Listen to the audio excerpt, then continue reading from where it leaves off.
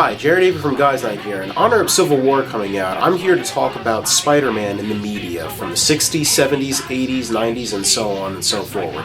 So, kicking things off, we start with the 60s and 70s with Spider-Man, starting with the 1967 classic, Spider-Man. Alright, Spider-Man initially got his first appearance in Amazing Fantasy number 15 from creator Stan Lee and Steve Ditko. Now, on paper, Spider-Man was seen as an instant hit, and what better way to broadcast the character than to show him on the primetime networks and Saturday morning cartoon? I remember the VHS for Spider-Man the Ultimate Showdown. This is allowed as like a bonus episode. I mean, like, at the time when I thought of 60s Spider-Man, this is directly what I got to. Now, the really quirky and funny thing about the series is its camp. At the time, the 1966 Adam West series was live on air, and Spider-Man kind of followed that vibe of classicness even in the cartoons, with the one-liners, which was traditional in the comics itself. Paul Soles, who provided the voice of Spider-Man, and he also left little notes that said, "So-and-so, courtesy of your friendly neighborhood Spider-Man," in each episode whenever he fought the villains. Now, Season 1 started off with a bunch of classic villains that we've grown to know, like Doc Ock,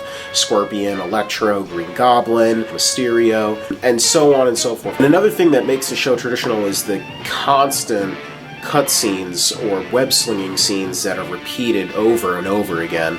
And a lot of the shots were actually ripped directly from Steve Ditko's art of the comics at the time.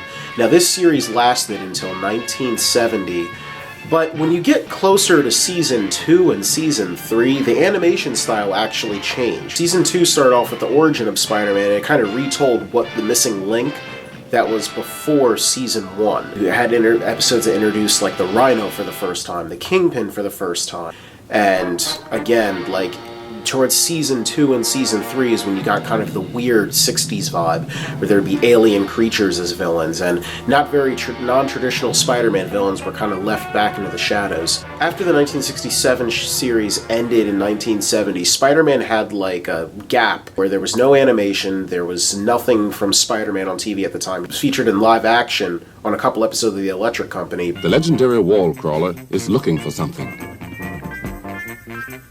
And he's found it. A rubber glove sandwich. But the first initial live-action Spider-Man show wasn't until 1977 with Spider-Man. At the time, it was broadcast on NBC, and NBC held Wonder Woman, The Incredible Hulk, and Spider-Man. Spider-Man was the first from the Marvel line. Incredible Hulk came later, but this Spider-Man show actually starred Nicholas Hammond, who portrayed the Web Slinger. Stan Lee has gone on the record saying that he despises this show. It's not like the comics. It's nothing like it at all. Very often people will take a novel, let's say, and bring it to the screen. They do a movie adaptation. And they will leave out the one element, the one quality that made the novel a bestseller. Or they do that with television. With Spider-Man, I felt that the people who did the live-action series left out the very elements that made the comic book popular. They left out the humor, they left out the human interest in playing up the personality and characterizations and personal problems. On a technical level, I think they did a good job. I mean, the scenes of him climbing on the walls, in those days, they didn't have the wherewithal that they have today, and they did a very good job of that. But to me, it was just a one-dimensional show. So I was disappointed in it, and it didn't do well. It didn't last very long. You have J. Jonah Jameson portrayed by David White, who initially is not what we know from the comics. JJ is like this Vash, and like he's always angry with Spider-Man. In this show, J. Jonah Jameson has its moments of anger, but wasn't really shown on screen or portrayed like as he should have been. That was in Captain Barbera's character, portrayed by Michael Patiki. They couldn't use Captain Stacy in the comics, and again, like, this is 1977, so it's after his death, but he was like the known captain because the Wolf came later in the comics. But he plays more of the JJ role than J. Jonah Jameson himself. And then you also have the addition of like Spider-Man's like love interest. They never really touched on Glory Grant, but Lisa Albager, who betrayed Judy. And Spider-Man's love interests change like episode to episode. When you get to the series finale, episodes 12 and 13, he actually ends up going to Japan. This is a very 70s vibe. It seems like the producers and writers were like, okay, like we have the characters of Spider-Man here, we have the names of the characters right here, we have like the costume itself, let's just go on that and do whatever's going on in pop culture at the time. Which, you know, for a budget like Spider-Man, you can't really do it with like a shoestring budget, so for anybody hoping for like Spider-Man Netflix show, dream on. But I think the one cool thing about this show is that Nicholas Hammond actually portrayed a lot of his stunts. When you see, like, Spider-Man swinging from building to building and jumping from building to building, he's actually doing that. And I think my favorite episode of line is Body Snatcher episode where they clone the Doctor.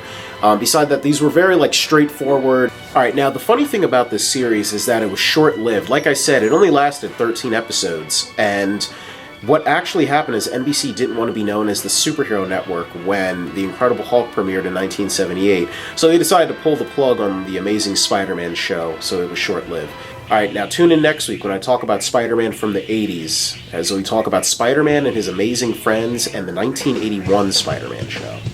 Until next time, remember, this is Jared Avery signing out, doing what we do for the sake of the podcast. Spider-Man, Spider-Man, does whatever a spider can. Spins a web any size, catches thieves just like flies. Look out, there goes the Spider-Man.